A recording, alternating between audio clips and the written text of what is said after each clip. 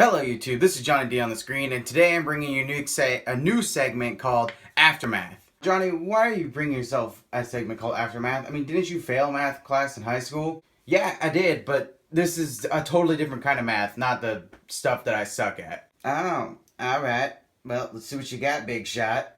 Okay, so this Aftermath thing is just going to be anything based off of like bigger experiences that I've gone through, kind of just telling you what I have done or seen or whatever. So today I'm going to be talking to you about the Civil War, when I saw that a few days ago, and also the N9ne concert I went to 2 days ago. So first off, the Civil War, great superhero movie. I was really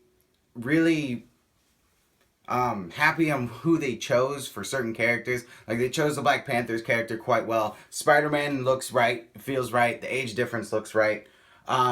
Ant-Man, he had a great part in it. I'm not going to do too many spoilers because I know some people haven't seen it. So, other than that, I mean, it was a really good superhero movie. There's a lot of action, a lot of fighting, and all the fighting scenes look great. And I definitely could feel the tug and pull between the characters of the Civil War, kind of like the comics. If you haven't read them, I would suggest you go read them. They're really good. Other than that, I say it's a great movie. I'd definitely go watch it again. Hopefully you guys have seen it, and if you haven't, just go out and see it. It's one of the better superhero movies I've seen in a while. Some people haven't liked it, I've heard, but personally, I think it might even be better than the first Avengers because it has just the different characters. I really do like Spider-Man, and that might be the biggest reason why. But like I said, Black Panther, the character himself, they picked a good actor for it. He played Black Panther exceptionally well. So I'm just really excited for the Black Panther movie now, and the Doctor Strange movie that's coming out. The other thing of this Aftermath is N9ne concert. So I went to a N9ne concert 2 days ago on Tuesday. Today's Thursday. Yeah, so 2 days ago.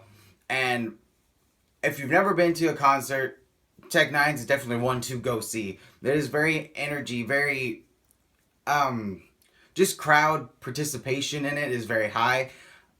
The only thing I can complain about is the little mosh pit that they had going on, but it's part of the experience of N9ne concert, so I kind of was used to it already because I've been once before, and I've been to another concert where that happens. So it's just one of those, you gotta kind of, it's part of the action, part of the thrill, part of the whatever.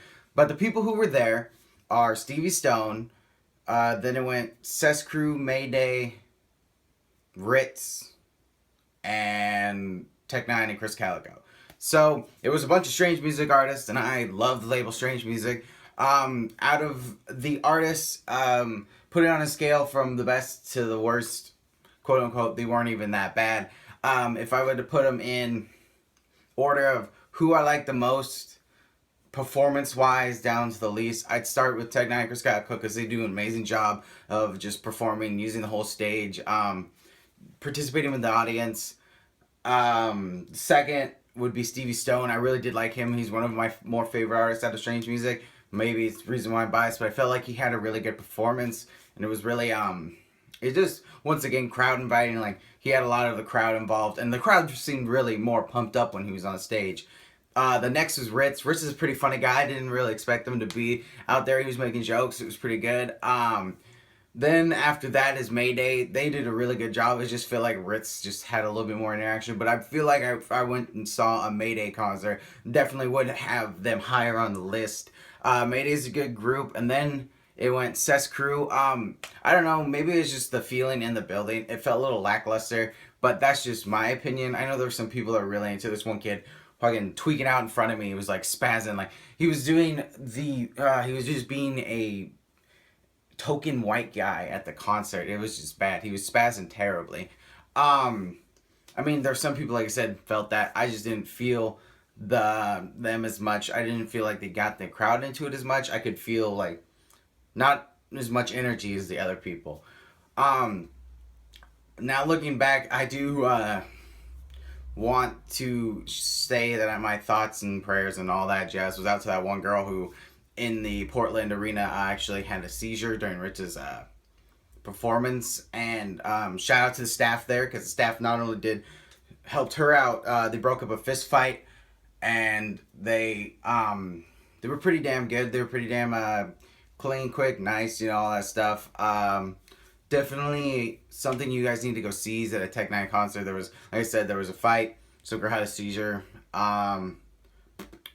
What else was there? There was a mosh pit. There was tits. Um, yeah, it was pretty much a Tech N9ne concert. He played Areola, and yeah, he played Areola. One of the things is the whole crowd was asking for the song beforehand, so I would almost presume that they had it in their line. But I mean, we pushed it out quicker because the whole crowd just stopped. Like there was a pause in the set, and we just everybody in the whole crowd was like just doing the whole Areola chant. So that was really cool. That's the first time that's happened. I mean, it was a really good concert. Met some dude named Jason. He was cool. First time he's ever been to a Tech N9ne concert, so hopefully he had lots of fun. Also made the damn experience of driving out in Portland and going to the Roseland Theater all by myself. Usually I've gone with friends or had someone else drive me there. So doing that, it was a small victory in my part. But other than that, I mean, oh, aftermath, freaking another news announcement. Pokemon, not Pokemon Go, but Pokemon Gen 7. So Sun and Moon. They have released the starter Pokemon. Rowlet is the grass flying Pokemon. It's one of the starters. It is an owl. You have Pilopolis, I want to say is his name. It's the water seal. And then you have Litten. Litten. He is the fire starter. So the grass starter, as I said, is an owl. The water starter is a seal. And the fire starter is a cat. That in its Pokedex entry says it licks itself and then it burns its hairballs. And that's how it makes fire attacks. One of them that sticked out with me, the seal makes bubbles. And in the bubbles, it uses them to jump off and play. It can catch Pokemon in the bubbles. It also uses the bubbles to fight in the battles. So I presume could be a move with that, or it's just gonna know bubble or water gun or whatever. But Rowlet has one of the new moves pre-learned. Can't remember what it is. It's a grass move, so it's probably not one of the strongest grass moves in the world, because Pilopolis, the water seal, has water gun and then Ember for Litten.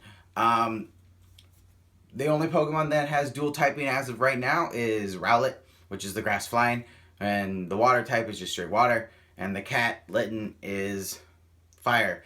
The way the cat's color schemes are, it could turn into fire dark, which would be really nice. But, because that would be a whole new typing of Houndoom.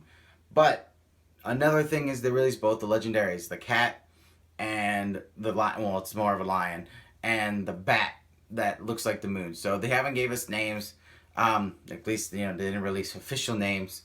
So the lion, if you guys haven't seen the trailer for it, looks kind of like a Liger Zero from Zoids, woo, and or the Blade Liger from Zoids. So it's got like the mane that sticks out and it's all pokey and shit. Kind of looks like a tiger's face, put the sun in it, or a lion's face and put like the sun around it, like a little kid's like jiggy jaggy sun. The bat, obviously it looks like the moon. It's got more crescent shape, so it's got like wings that looks like a bat. So the base body's a bat, but on the tip of the wings, instead of little fingers or whatever else bats have, it's like blades that look like crescent moons. And its tail, where its feet would be, if it had a tail, it's more of another crescent moon. So it makes almost a whole half moon, but everything looks like a crescent moon on it. I definitely go check out the video if you guys have not. Other than that, they gave us the release date, which is November 18th of this year. So I'm looking forward to that. Obviously, I'm going to be playing it. I've already pre-ordered it. Pre-ordered it when they released the pre-order stuff. So that's been kind of the aftermath story of the last couple days. Been doing some stuff, learned some cool stuff. But Pokemon, went and saw Civil War, went to a Tech N9ne concert, bought Deadpool today on Blu-ray. Haven't seen that movie. One of the funniest it is. That's why it's the highest grossing rated R movie. So if you haven't seen it yet, you need to go watch it for historical value of the highest grossing rated R movie of all time. So until next time, guys, this has been Johnny D on the screen, and I hope you like, subscribe, and comment on this video. Thank you, and you guys have a good day.